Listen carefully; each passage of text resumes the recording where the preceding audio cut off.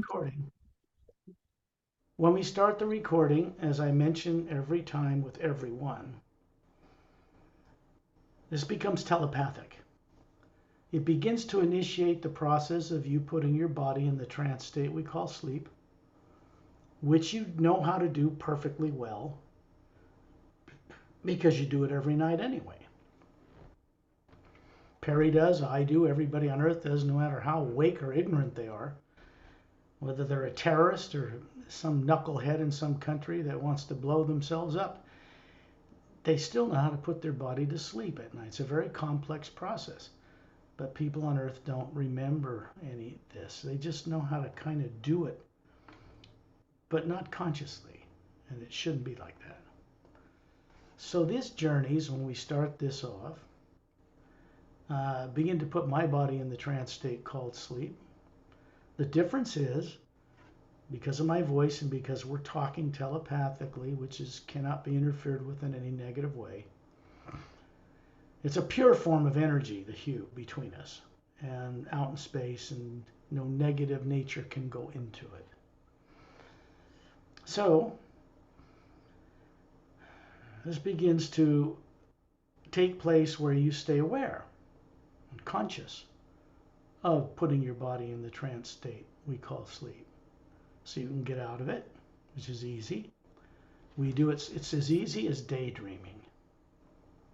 Because everybody knows how to daydream on earth. And some people might be thinking negative, destructive things, imagining destroying things, and that's their daydream, and that's sad, but because eventually it comes back to them.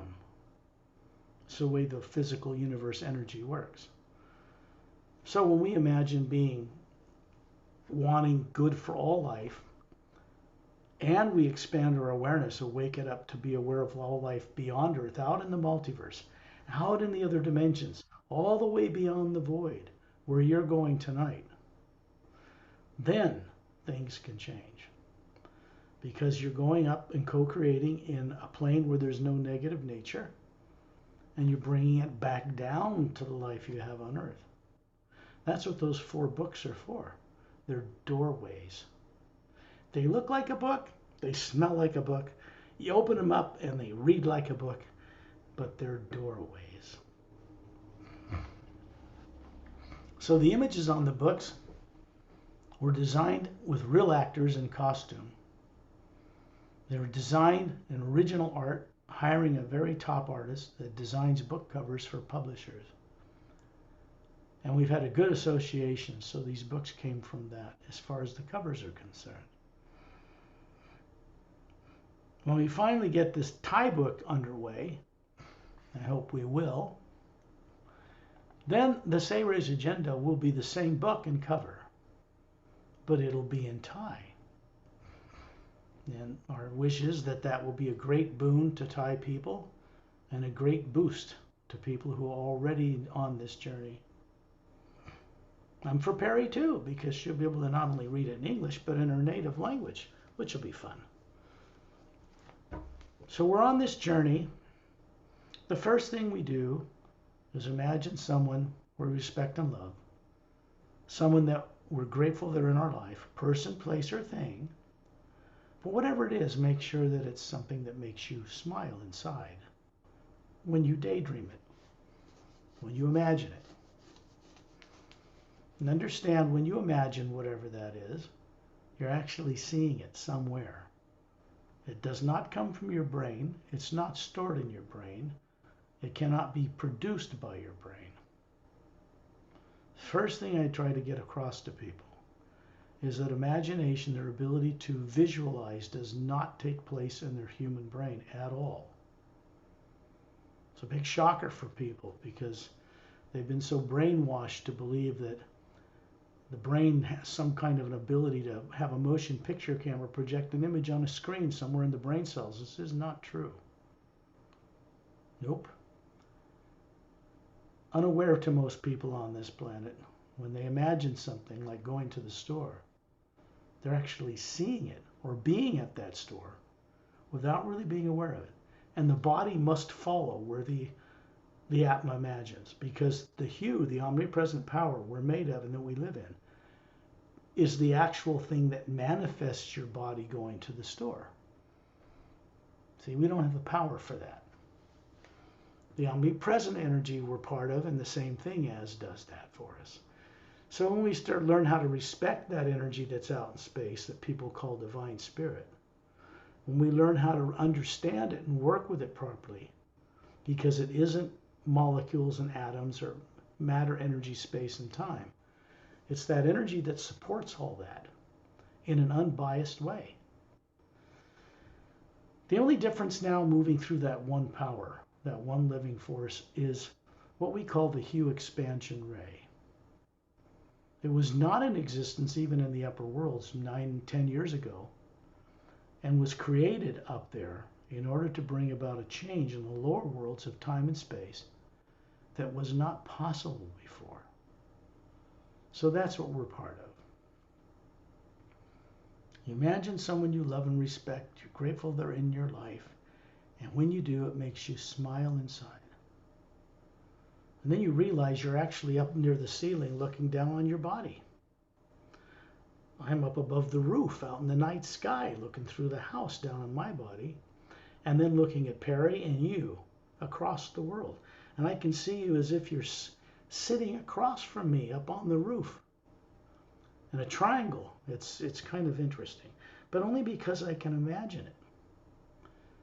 Which means then as a being, as an Atma that's not made of molecules, doesn't feel cold, doesn't feel radiation, then I can enjoy the experience of being. So we begin on Earth, and then we go further, much, much further. But that's because we are capable of doing this as an Atma, always have been. People on Earth have just been terrified to forget it. So we're undoing that process. You're going on a journey far beyond just being out in space. You've had secondary implants removed. You don't need to do that again. Once is all you need. Coming up into the primary implant and that whole experience is part of what is you're being, how do I put it, guided to get to that point better. And that's your experience, especially when you're out of your body at night, every night. So when we meet with certain beings out in space, outside of Earth's negative atmosphere, so we're not influenced by it, then we can meet with beings and be free to know things again without the influence of any negative nature. And then we take it further. We can go to other planets, and we will. We can go out into other dimensions, and we will.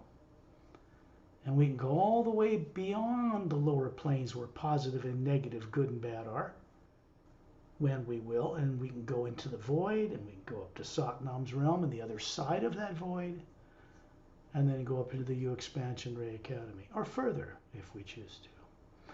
Remember that you are, as an Atma, co-creating your experience with beings who can provide an awakening awareness of being out in the multiverse in new ways than you've ever experienced before in billions of years of lives. And then we take it a step further.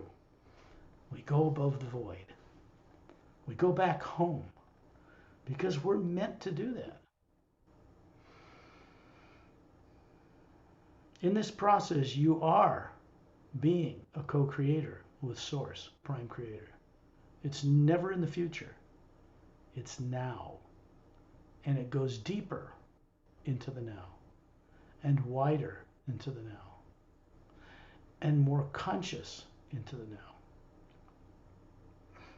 The now is, of course, the omnipresent, meaning everywhere, living power that is behind and supporting everything on every level.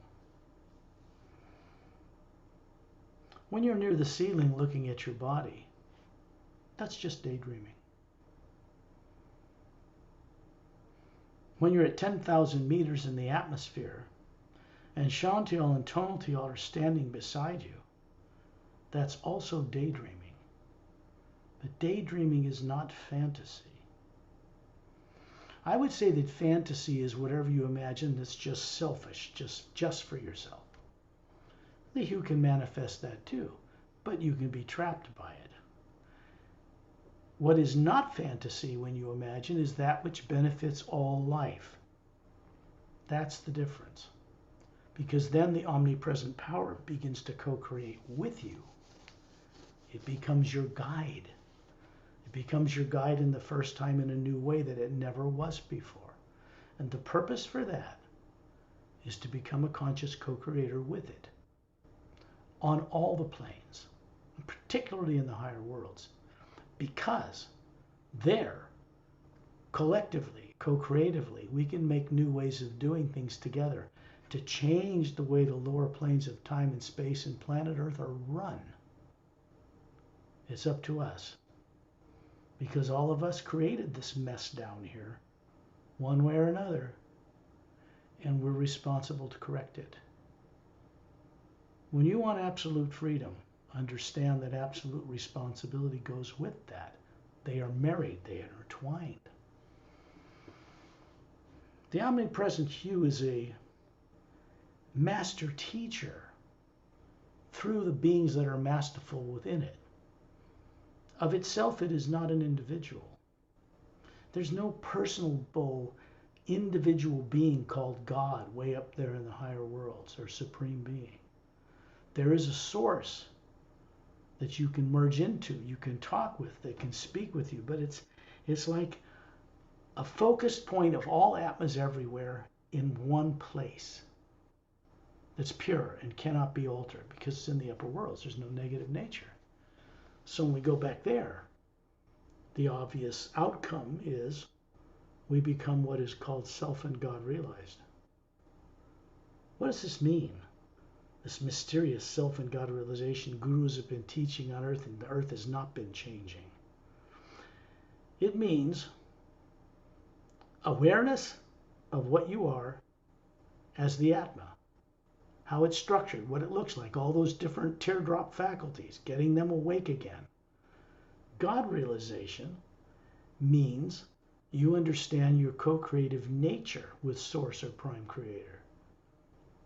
In other words, you're a co-creator with it. Your responsibility is to come back to the higher realities, share what you've learned in the lower worlds to help change things. Because the source behind all life does not yet know how to fix everything that has not yet happened. It's up to us returning from all over the multiverse back to that source to co-create with it to change that, because we're part of it. When you know this, you're knowing a great secret to existence. I wish that gurus on earth were teaching this, but they're not. They're not even teaching about the hue. Most of them, they're not teaching about going beyond the void. And that keeps people kind of stuck. It isn't because beings and teachers and gurus mean bad. It just means because of their own subconscious stuff, they're still not aware of what they should know to go above that void. We're supposed to be returning. So that's what we're going to do. Chantiel and Tonaltiel appear like 6-foot-tall humans, male and female, but flawless, perfect, strong, physical, trim, beautiful, handsome, gorgeous, long hair to their shoulders, Galactic Alliance uniform on, but they're master teachers too. Don't make the mistake of thinking they're just aliens. They're human, but more advanced genetically than we are on Earth. Physically, as an Atma, they're identical with us. Remember what I just said. As an Atma, we are identical with them. The bodies are another issue. They're separate from who we are. If you grow up on Nerexilum and have a 4-stranded DNA body and have the equivalent intelligence of 10 PhDs by the time you're 10, as many world systems and their races have, it's not like Earth at all. It's not even, you can't even compare it. People walk around with their kids and do all that stuff, but their awareness is completely different.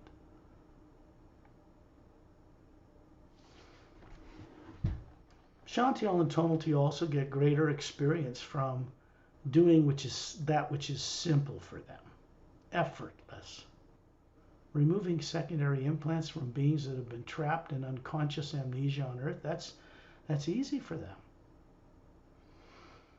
Going into the primary implant removal takes place with beings like them and other technicians, not on Earth, and you have to be invited, you have to be guided there, you have to be ready, and then you sit down in a chair and go through an experience of something that really killed you. It was terrible, but you're safe.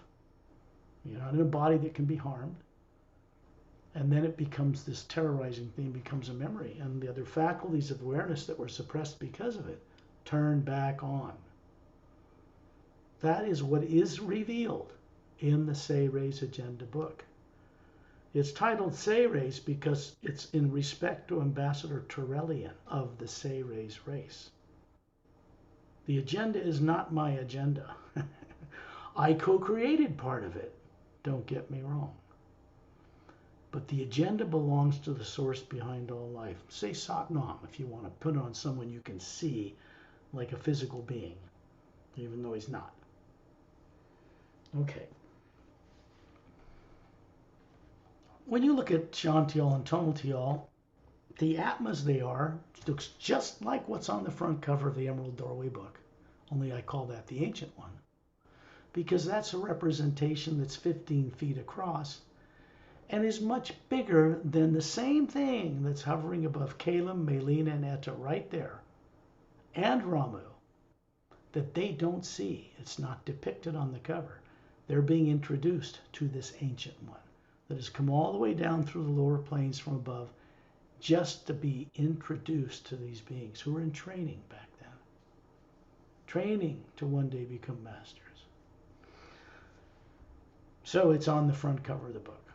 And that scene happened over 100,000 years ago in the atmosphere of Earth when the poles flipped and everything else on Earth was killed or destroyed. They were being shown where all those Atmas were taken. Their bodies were gone, but they were not dead. So it's very unique. So up here in space, where you find yourself, looking around, you realize now you're up in a circle of beings around Ambassador Turelian. I'm to your right, Pari's to your left, and in between us and you is Shantiel and Tonaltiel. Shantiel is a little bit right beside you to the left, and Tonaltiel is right beside you to the right, and then I'm a little further over. Master Ramu's a little further away in a circle between Earth and Turelian. Master Opelum is a little further away from Earth out in space in that circle. There are beings on the other side of that circle I usually never mention because sometimes you see them anyway, male and female. And they are from, a couple are from Earth like Ramu. Opelum's from Oceania, he's not from Earth.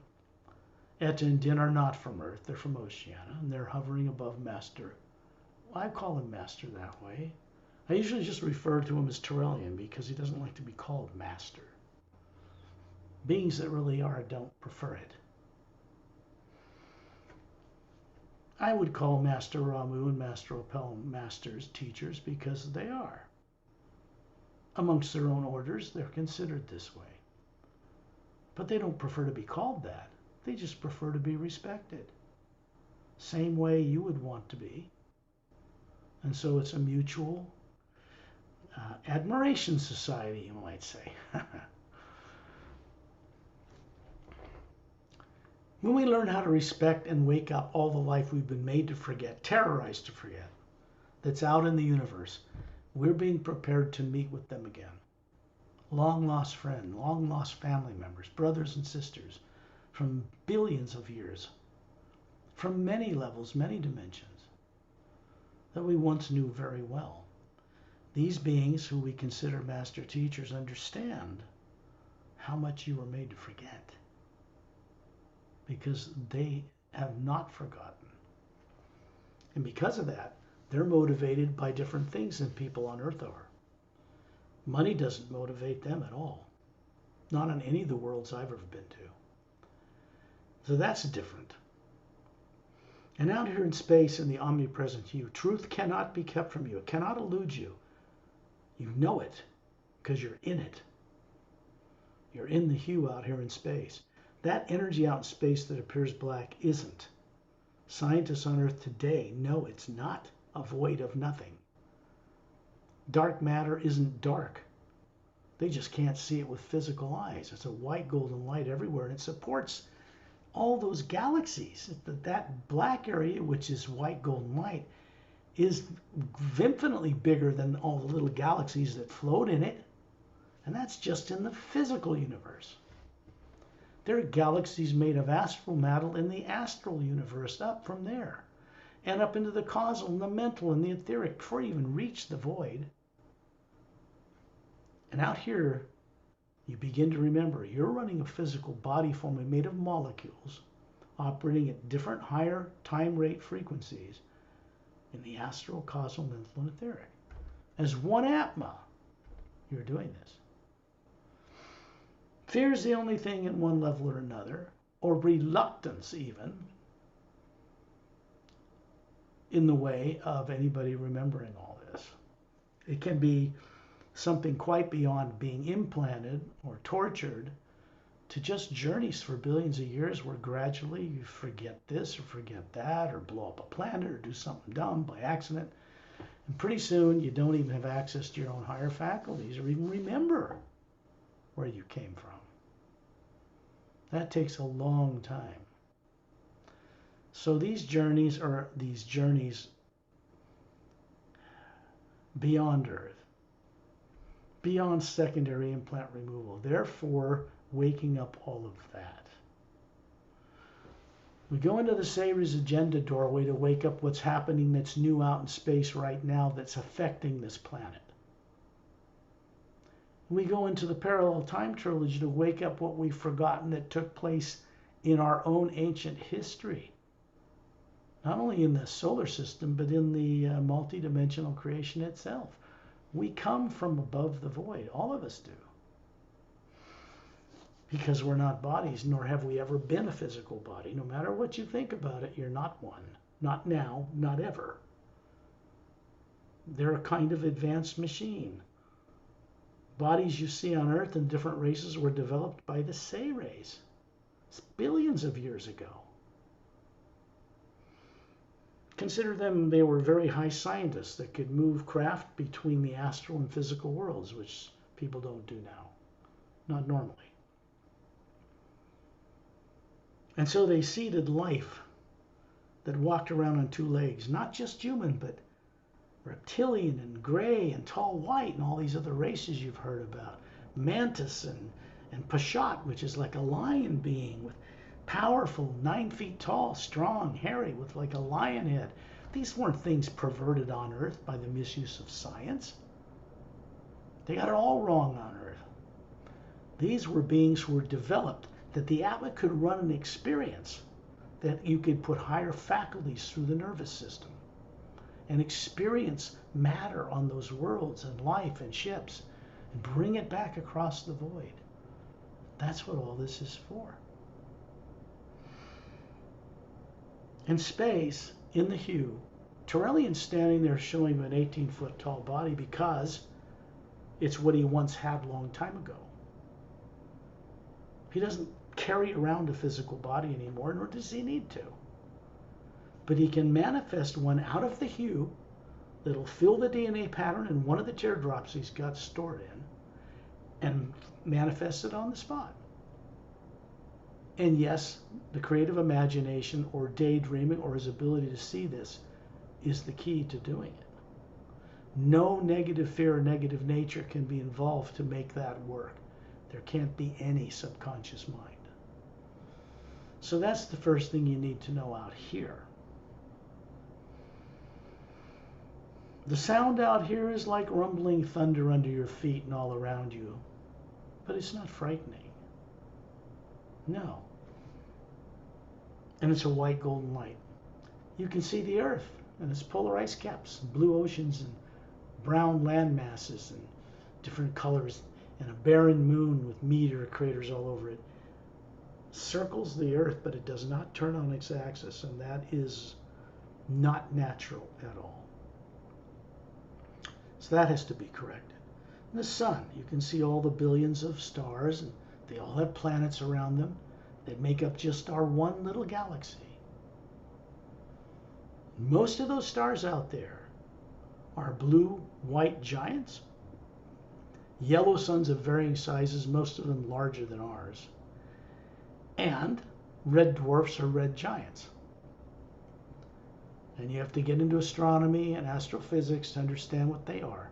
But most of those stars out there are binary or trinary. And they know this on the higher scientific circles on Earth today. It means the planets they're discovering through advanced telescopes, and electronic equipment, satellites, are binary or trinary. It means that planets revolve around a system that has a big sun and a smaller sun circling it, and the planets revolve around both. A trinary system has a big sun, a big yellow sun, probably larger than ours by quite a bit, and a red dwarf or even a red giant, which is expanded. It's nearing the end of its life. It could still be hundreds of thousands or millions of years away. So those three suns are trinary.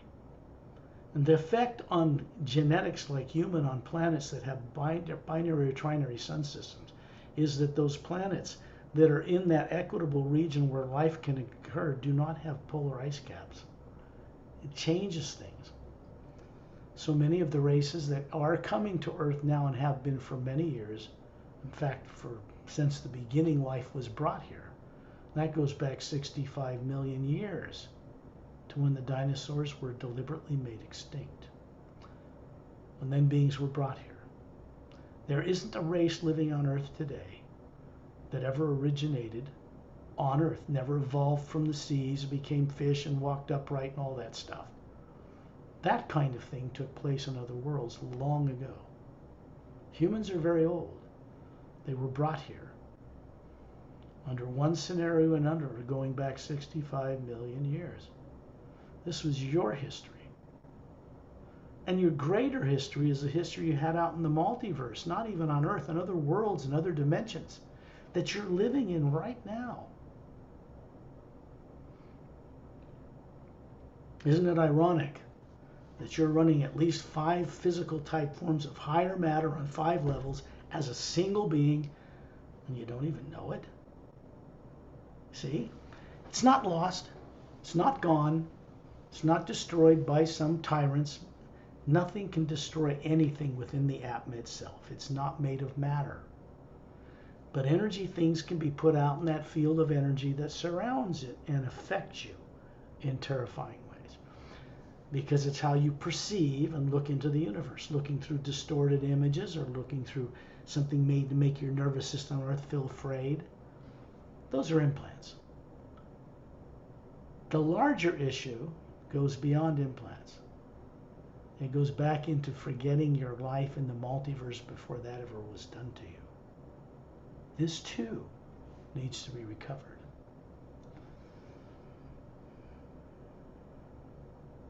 Trillion's 18 feet tall. We're not.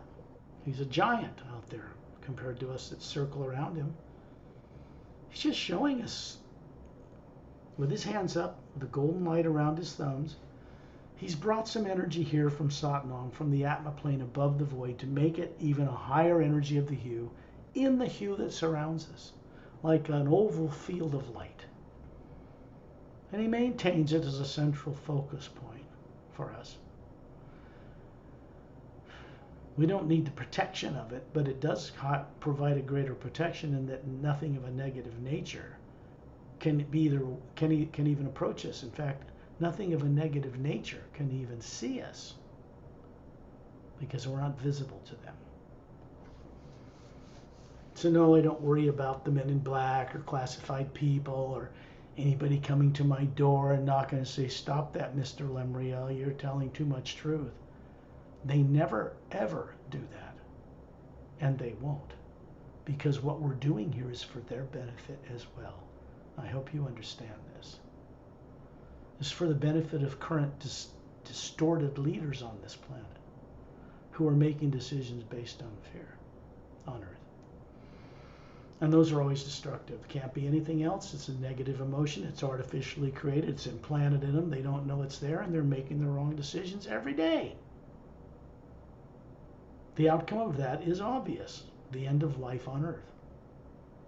No other outcome could come from what's being done now. Unless beings that are our greater brothers and sisters, the greater life out in the universe, decide to intervene, to step in and stop this nonsense, and get people to cooperate with them in a process that is done without rioting and destruction. It's just that simple. People on earth can't even think this way yet. Too much fear influencing how they imagine things. When you look above Torellian, you see this beautiful Atma hovering there. That Atma is, I don't want to say more ancient than us, but certainly more awake and aware over a vastly greater period of time than you are, or I am, or Pari. He demonstrates, because he's connected to us telepathically out in a pure hue field, he's simply demonstrating our potential to us. See? It's telepathically. It's running through us, right through us and into the hue that surrounds us. The other beings here are doing the same thing. Etta and Din are doing that. The Atmas are hovering above their Dren bodies. Ramu is doing that. Mastro Pelham's doing that. Shantiel and Tonaltiel are doing that. There's a ship out there. There's actually 4. I don't have time to describe them all the time. There's one in 4 places around Torellian outside of us. And the one off to the, past the moon to the left, let's call it, is a ship about 30 feet across, as are the other 3. There are 4 couples in each one that man these craft. They're very highly trained. They don't have subconscious minds. They don't have implants. They didn't grow up on Earth. They have beautiful Atmas hovering above them, and there's a couple sitting with their heads to their chest, asleep in the back of the ship. You can see right through it because it's a blue-gray metal with an anti-gravitic light around it and 3 semispheric pods on the bottom, like those you would see on the front of the Series Agenda book. But you can see 3 couples standing up behind a semicircular control console, touching different faceted crystals that are luminous controls. And then you realize that the couple standing beside you, Shantiel and Tonaltiel, are the couple that have their bodies asleep on that ship.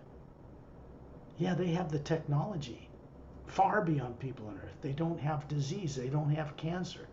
The telomeres on their DNA of the physical bodies they run do not shrink when the cells divide like they do with bodies on Earth because they've been messed with, altered. So, Shantiel and Tonaltiel are going with us, but not for secondary implant removal purposes. They're going to the Hue Expansion Ray Academy. And so are many other beings. There's over 1,000 master teachers, men and women, in a huge sphere of beings around us. They go there and take shifts and go up there and they demonstrate our potential in different kinds of classrooms, different kinds of training facilities, all over that huge floating landmass up there. Remember, that place is beyond the void. Oh yes, there are many higher levels beyond the void that are not taught to people on Earth yet. That's like, the only way you get to be aware of that is if you let go of fear of some way. Now the sound changes from rumbling thunder. It starts to become the high, beautiful note of a flute. Sounds like a flute, but it's much purer than that. And it's pulling us upward. Now this is coming from the omnipresent hue that exists up beyond where Satnam is. And you look up into space, you can see him standing there with his arms folded, 2 golden bracelets on his arms, bare-chested, bronze skin, golden eyes, bald. Kind of looks like a guy from India, as I say it, but he's not from India, of course. one of many forms he can show people. But he's really this beautiful, huge Atma hovering above that form. We depict that in a way in the front cover of the Emerald Doorway book. Although that's more representative of the source itself. But Satnam looks like that. So does Turelian. There are beings called silent mentors, and we'll meet a few on this journey, who run the mechanics of creation. Until recently, they were known of in history, but the beings in the Galactic Alliance really had no association with them whatsoever. They don't interact with individual Atmas to train them like a master teacher. Their concerns are not about our well-being or harm or anything like that. They're too busy just keeping everything running.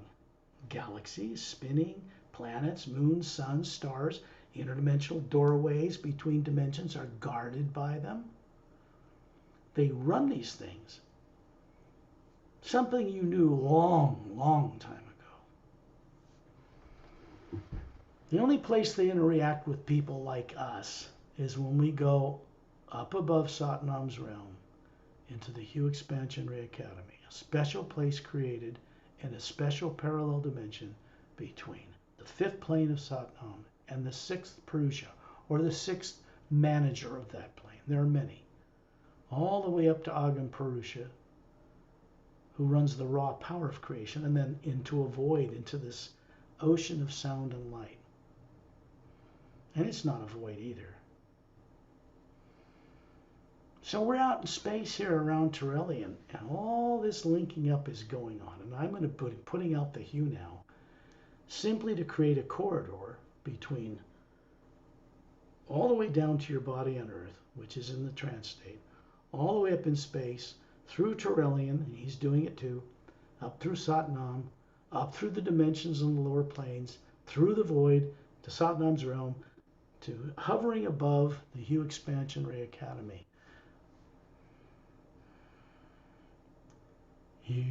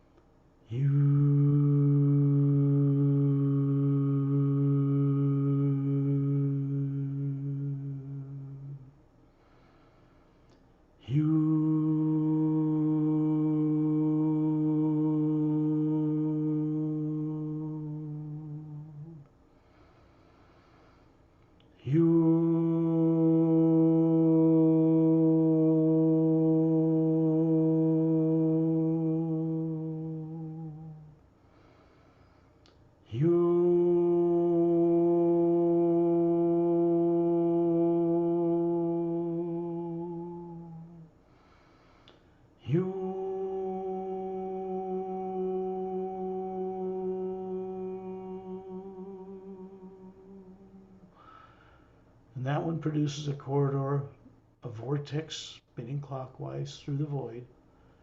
And then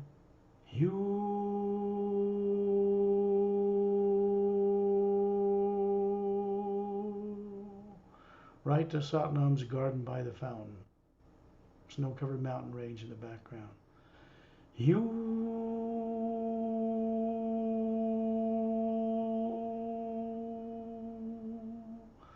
And that stops or opens above 6 snow-covered mountain peaks in a circle.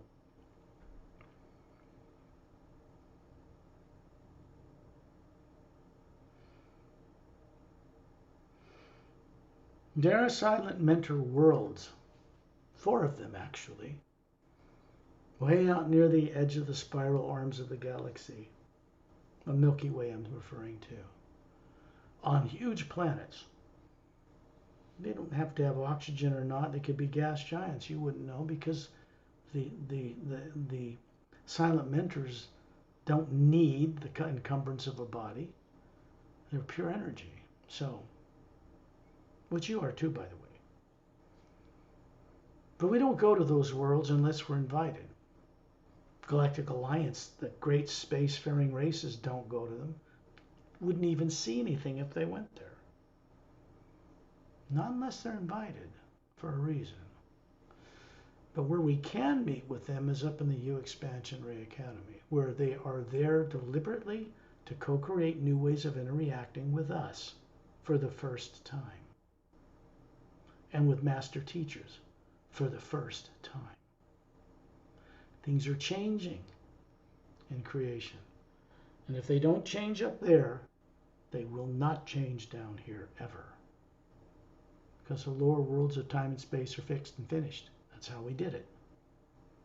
That means we're responsible for it as well. Bitching about the way it is will not change anything. Doing something about it will change it. That takes a massively huge collective effort of beings that comprise and make up the source or prime creator. See? We're responsible. Why? Because we're meant to be co-creators to make the next big change in creation.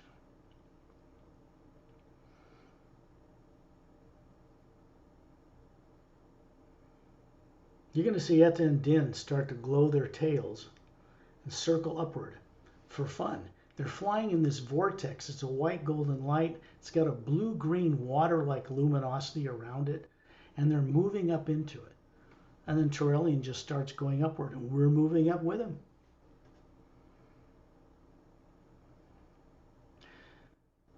The first thing we're going to do, just up inside the opening throat of this vortex, is head off into space. The vortex is still there, but we've stepped off it in the third higher parallel dimension, so still see the Milky Way galaxy zooming below us and worlds and stars, but we're going to planet Oceania.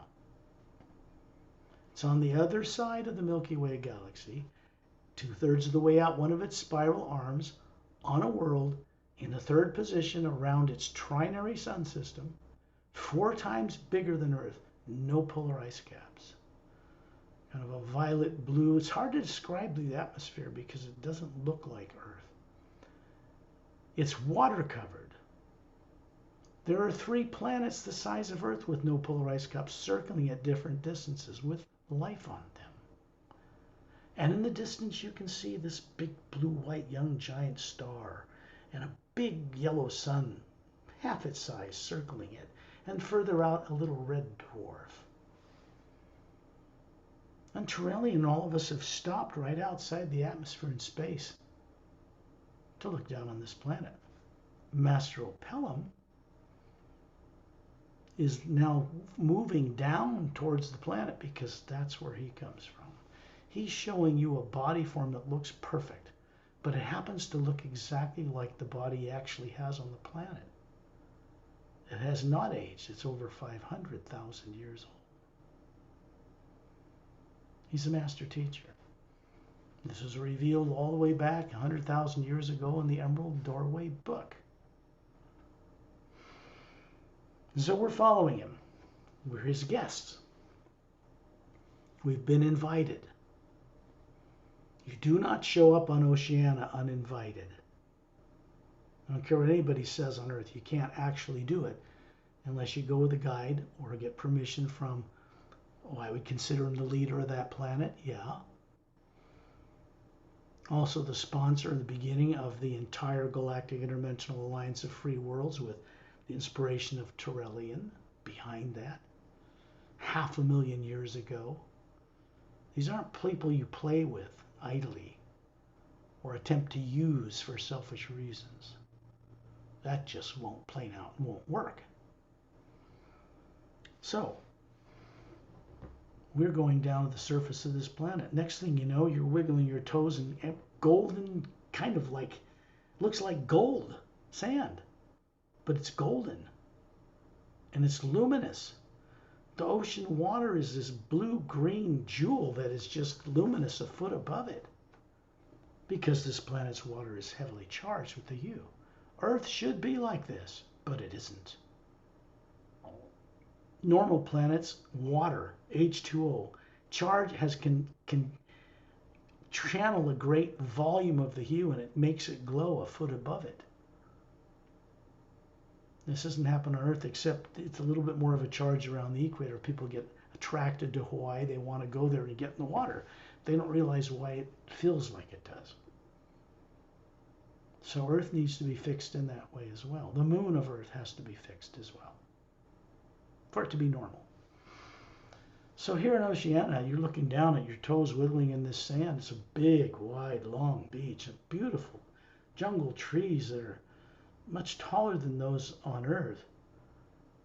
And there's a big dome inland you can see sticking up above the trees, covering 3 4-sided, golden-sided quartz cap pyramids in the back third of this, and you can see. You look into the ocean, Turellian's, for fun, he's 18 feet tall, he's standing up in this luminous water up to his knees, still got his 2 thumbs up.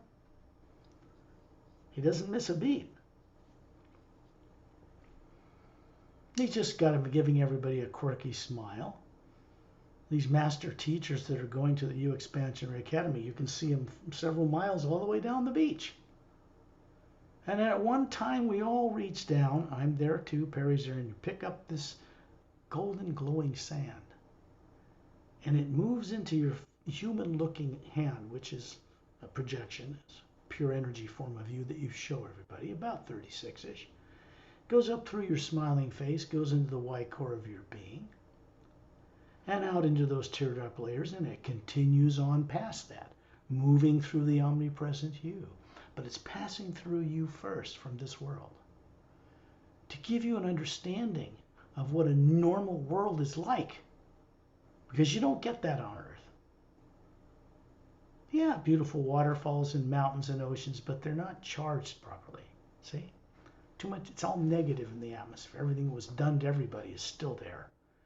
It's not allowed to go out of Earth's atmosphere and pollute the rest of the universe. This is something people on Earth do not yet know. But here on Oceania, you're experiencing energy move through you, the physical appearing form, through the Atma, so that you will never forget this. It's not the first time you've been here.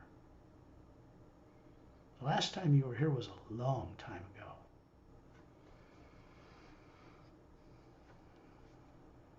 And then you see Opellum appear on the beach. Everybody kind of stands out in the water up to their knees, way in front of Turellian because he's so much taller. And then Opellum simply raises his right hand. Long black hair to his shoulders, the emerald green eyes, the pale blue beautiful skin like Krishna, but not so turquoisey. More like a moonstone. Beautiful. Very human, but not Earth type human. You see the little webs between his fingers. These little gill slits under his neck, you can't hardly see them. You wouldn't see them unless he lifted his neck. They're not like a fish's gills. No. And so they can breathe underwater at depth or on land, which makes them one of the most unique human type beings. Yet the genetics of those bodies are so close to humans on Earth, you could actually mate with them. Not that they would want to, of course, but the body he's showing you is his real physical body. Now watch, you're going to see the Opellum, who you saw in space, look just like him, walk out of the jungle and move into this physical body. They're the same thing. So this is a demonstration of your potential by Opellum on a world that has no negative nature as you understand it. No, none. Etta and Din are circling around him now, and they stop to look at you. About 3 feet long from the tip of their cute noses to the root of their tail, standing on their legs 4 feet in the air with their tail extended behind them. Din, his wife, looks obviously more feminine. These are master teachers. The Atma's hovering above them, just like it is above Opellum. They live down the bottom of the Oceanian Ocean in chambers that have been emptied out from volcanic eruptions hundreds of millions of years ago that are self-contained ecosystems, all laid out in and revealed in the Emerald Doorway book. Illustrations as well. There's not a publisher on planet Earth that would have published that book with all those highly detailed illustrations. So I had to be a publisher as well to do that, to get it on Earth. Because normally would they consider it to be too expensive and would only do something like that for their most successful authors. And yet they've not even done something like that for their most successful authors either. So be aware of these things. It's respectful. And it's necessary for you to go further. So when Opelum walks up to you, so you're standing in that beach, and he has his hand up, there's a beautiful golden white light flowing through him. And that's from Turelian on the beach, out in the water, and it's from Turelian up in space, both places. And it's from Satnam up above planet Oceania. And I'm up there too. It's simply coming through you to help you remember things you've been either afraid to remember or don't want to remember, guilt or some other silly thing. Because karma and reincarnation come to an end, not by paying off bad karma. That's a teaching taught by tyrants. It comes to an end when you stop giving it attention and energy, when you understand that that drops away, when you begin to assume your purpose, being a co-creator with Source. That's your destiny. This is the kind of thing that goes beyond secondary implant removals, considerably beyond that, even vastly. But they need to be gone first. So I'm starting to go into a new direction and revealing certain things to people on these journeys.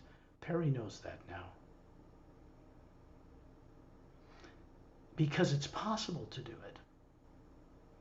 Whereas before, for people who want to go on these journeys and not pay for it, I don't mean by money, I mean by not putting in any effort and just want a free ride and just have it done to them, it can't be done that way.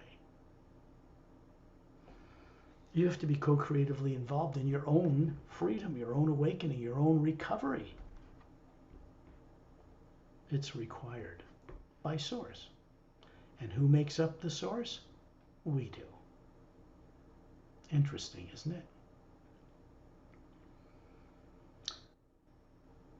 And we're out in space, moving back upward in that vortex through the astral plane, billions of galaxies on different levels, 144, passing below us. You can see it outside the vortex, the causal, the mental, and the etheric. And we stop for a moment at the etheric plane. There's 80,000 continents on this huge planet. And there's these crystal palaces and bodies that are transparent, almost pure energy. And you're standing in the front of a palace, two big pillars, just standing there, looking at Turelian and myself and Pari and other people, and yourself.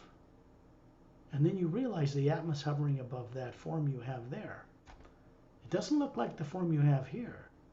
The hair is luminous, your body's transparent. The same Atma is hovering above it. And it's hovering above the form you're showing us, or in a circle around Turelian. Up in the atmosphere of this planet, one of many, of course, in the etheric realm, which is vastly larger than the physical universes. And then we move upward in this vortex, and we find ourselves in this pale blue luminous void everywhere. Much brighter than anything below, but it's still pale blue from where we're going. You look behind you and you see this etheric world vanish. And we're moving at tremendous speed. The speed of light, what a joke. We're way millions of times beyond that. And there's nothing here. It doesn't appear like there's anything here. So people who have come this far on Earth think it's a void, the realm of God, the Supreme Being. It's not. It's a barrier between the lower worlds of time and space made of matter, energy, space, and time, good and bad, right and wrong, all that karma and reincarnation stuff, people being trapped in bodies and forgetting. It's a barrier between that. It's made of the pure hue and the upper realities, which are pure hue. They have no worlds, no moons, no suns, no stars there, no galaxies. They're unnecessary because lands and things that are there are supported and created and supported by beings. And everything and everyone is self-luminous. There's no need for suns. Time and space don't work here. There isn't any of either. So you're in this void, and way in the distance you begin to see this tiny, brilliant flash of light. A cobalt blue, beautiful blue star. It seems like we're rushing toward it. It's getting bigger, and then it becomes this luminous white beach as we approach it. And it's extending as far as you can see in every direction in this blue void. And then it starts to curve all the way out in the distance, as if we're approaching some circular realm. Everything in creation has this circular characteristic for it to be able to hover in another energy, the pure hue, even the Satnam realm, even the Atma realm. The Hue Expansion Ray Academy, further up from Satnam's realm, between the 5th and 6th realm, the sounds are much higher here, the light much brighter, the hue much greater, the consciousness more, how do I put it, sharp, vivid. So we're approaching this beach, and Satnam is standing in the sand. You thought he was right here behind us, hovering above these beings, and he is, but he's also standing with a physical appearing form on that beach. And he has his right hand up too. It's a greeting. There's a huge Atma hovering above this form he's showing us. More teardrops in it, twice as many as, say, we would have. But otherwise it looks same. It's a type of Atma, but much more advanced.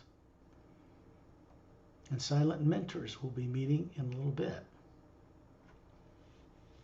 So we land on this beach.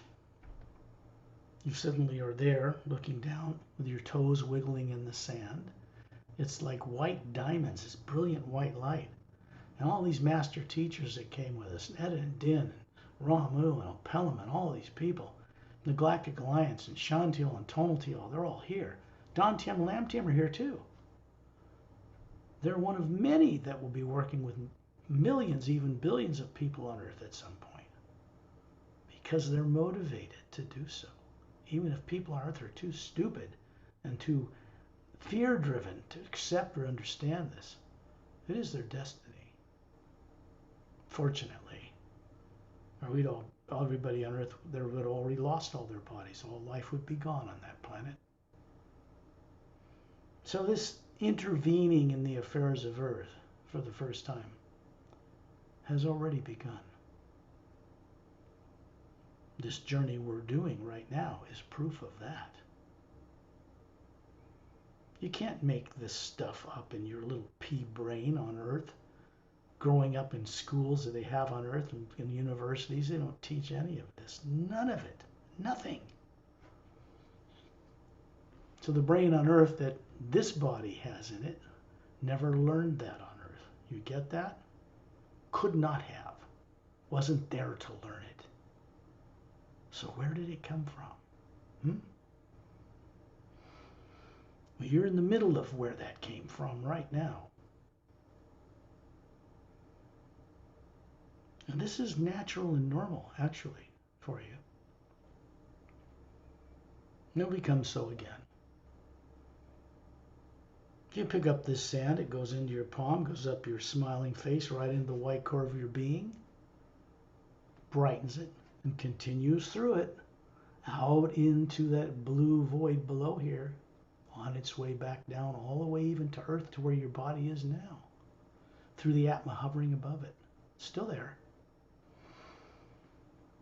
And Satnam lifts off the sand and goes over the top of the jungle. It's made of crystalline things and it's live and luminous and transparent. It's beautiful.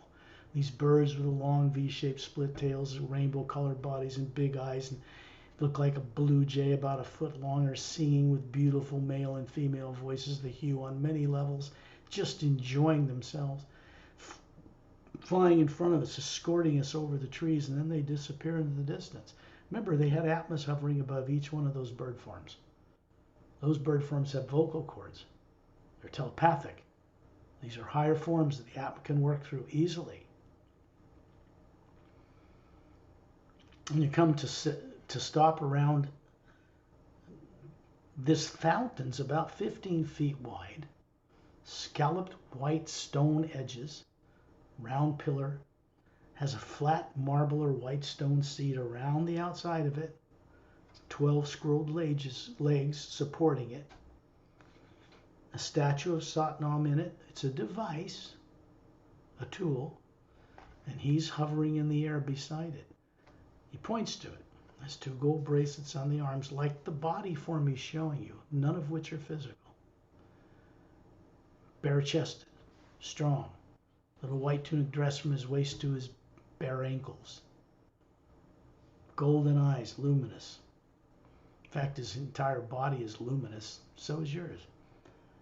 Bronze skin, wrinkle-free, about 36-ish, but he looks ancient, ageless. And above him, this beautiful Atma, much larger, more layers to it than you have, showing you his true nature. And you look around at this form that you have you're showing people because it has eyes to see, to get perceptics. And you look up and see the Atma you are looks just like him, at least the layers you have. Terrellian is now, remember he's this big being, but it doesn't make any difference here. He looks like he's maybe 8 or 9 feet tall. He's walking up this crystalline staircase that's appeared. It circles the fountain and goes up to a white glass-like platform. And he's stepping into a beam of white golden light. It's coming down into the statue of Satnam.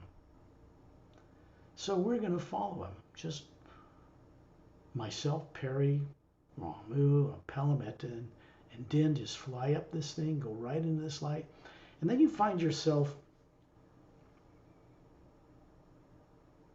in comparison, in this field of light, like the size of a small coin to the size of a dinner plate. And we're in the middle of this energy. And it's pouring down through us and going back up the other way. It's constant motion. The sound of the hue here is like millions of men and women's voices singing on multiple levels the hue, dancing in the delight of who they are.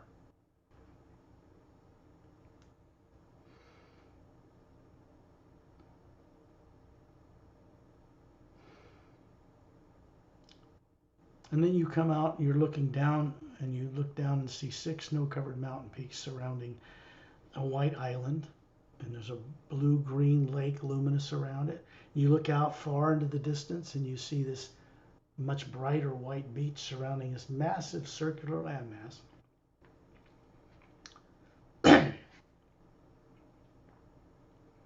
A blue glass administration tower to the western mountain. 100-foot wide marble floor, looks like white stone. It's a transparent glass like with a flat and oval center, and then 2/3 of the way up goes up to a minaret point. There's a white shaft of golden light coming down into this, filling a fountain inside that administration dome, pouring over the edge of the scalloped nature of the outer edge of the stone, dropping down through the luminous floor, down the shaft of the tower, and also goes out into the Hue Expansionary Academy. It comes from realms far above here. Then suddenly you're up above this entire Hue Expansionary Academy, looking down on it so it looks like a disc.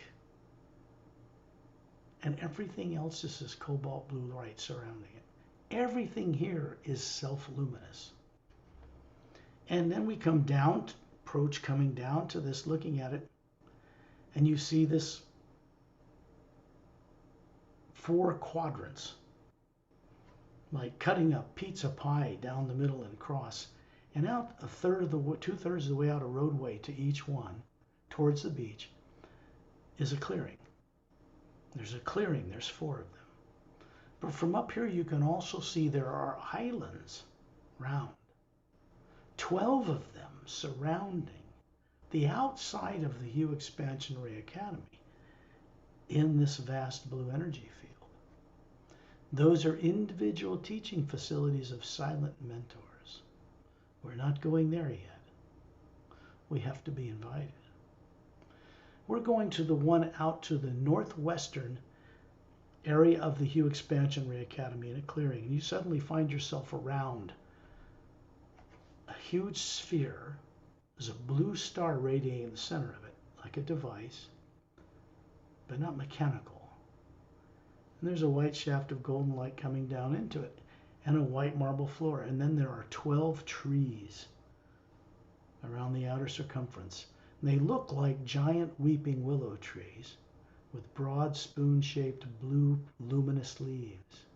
Standing above each one is a human-looking being, alternating male and female, different colored robes, single piece. And you look at the long hair to their shoulders, and then you look at their face, and you can't see any facial features. It's a bright, brilliant light. When you concentrate and look into the light, you see all these levels of galaxies on different planes, because that's how they view the multiverse. The real silent mentors, other than the form they're showing you can relate to, is this big Atma hovering above each one. 4 times bigger than you or me. Even bigger than Satnam, and he's big. And they have all these layers of teardrop-shaped faculties within them in a white cord, just like you. But these are the mechanics of the universe. And so we are here with master teachers, Ramun, Opelum, all these guys are here, Etendin, respectfully.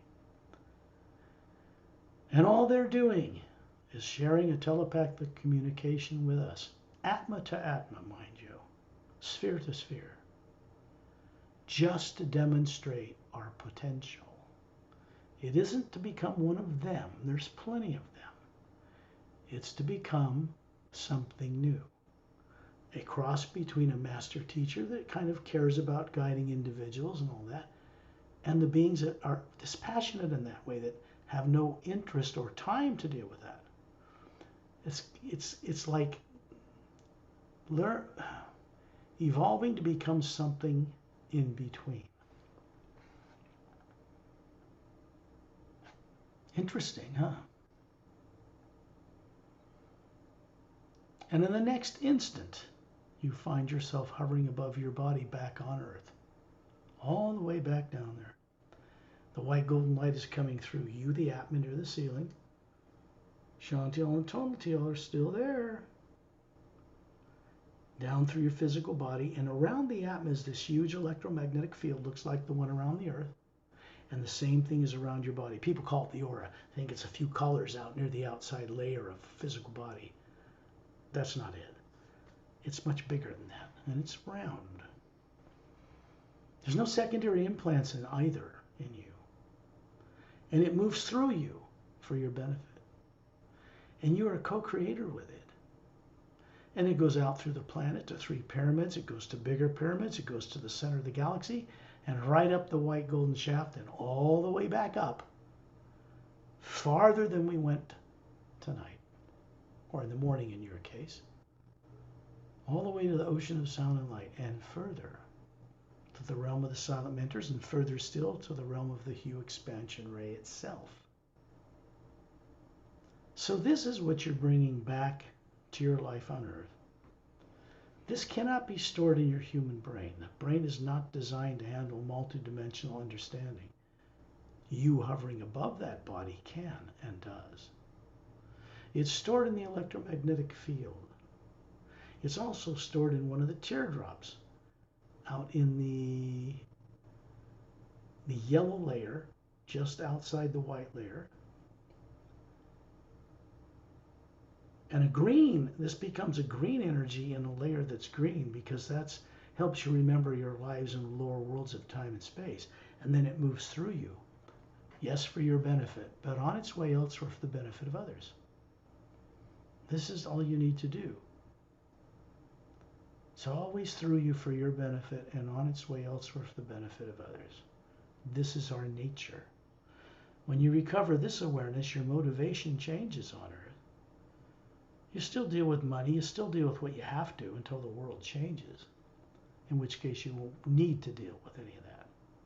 But for now, you'll be able to deal with it in a more enlightened manner. You become a caretaker, a custodian of things, not a possessor of them.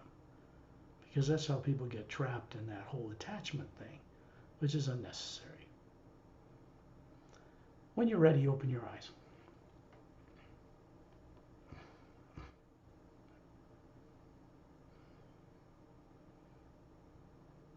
That's why you need to play it back a second time. Okay, a couple of days, cup of tea, turn off your phone. You're going to find a whole lot went on here.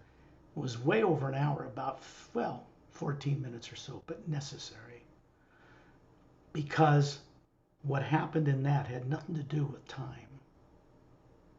When you see and go back through it, you realize a lot happened that cannot be done in an hour. Isn't that interesting? That's kind of how this works because you're an Atma. So I'll bring this recording to a close. Hold on, please. Sophie, I'd like to ask you, if we open the group journey in English, you want to join us? So we open to everyone who want to join us in English group journey, guided group journey. Okay? We want to do that to bring that to the rest of the world too, not just Thai people. Yes, correct. Although I think it's very special that Thai people were the first people to actually have the courage to do this. It's really interesting to me. That's why we're doing a Thai book. Very complicated. Not an easy task, but we're doing it first. Okay, I will bring this to. Did she want this public or does she want this to keep it private? Yeah, because journeys are for the public to benefit other people as well. Okay.